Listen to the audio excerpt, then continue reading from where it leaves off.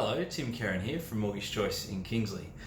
It's November 2019 and things are certainly heating up here in the property market in Perth, in WA.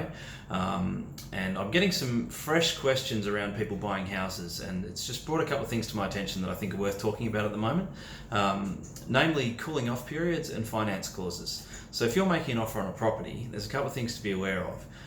Particularly if you come from a state other than Western Australia. In Western Australia, we don't have what you may be used to from other states, which is a cooling off period. I know if in South Australia, for example, if you make an offer on a property, you've got 14 days to pull out of it if you change your mind. That's my understanding of how things work over there.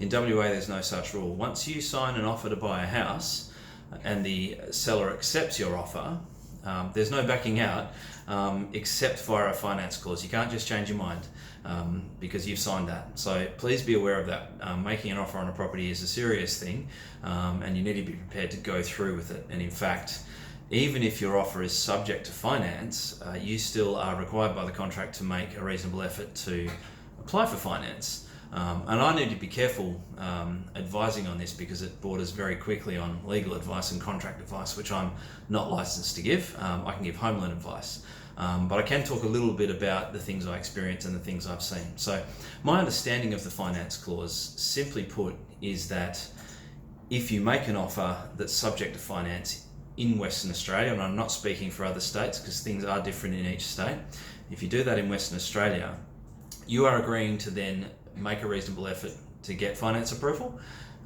and one of the ways to do that is to ask me to do it for you. I am then under an obligation, should I choose to accept it, to help you do that. And if you've put a deposit down at the time of making your offer and then we get your loan declined for any reason, you would get your deposit back.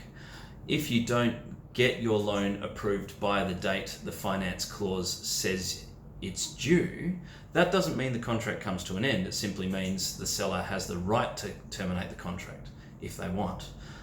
But if they don't do that, then we just keep going. We just keep waiting longer.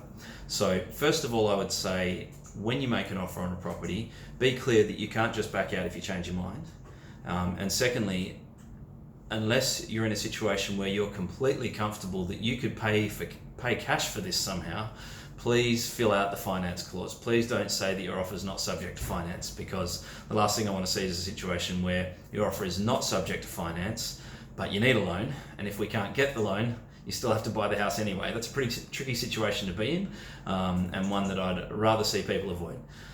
I hope that makes sense, and if you want any more clarity or more detail, or you want to go through your personal situation with respect to buying a property, or you know somebody else who's about to and you're not sure whether they're clear on these rules, feel free to get in touch with me or put them in touch with me, and we can walk through a specific scenario and I can give some clear advice around what's going to work, what's not going to work, and point you in the right direction.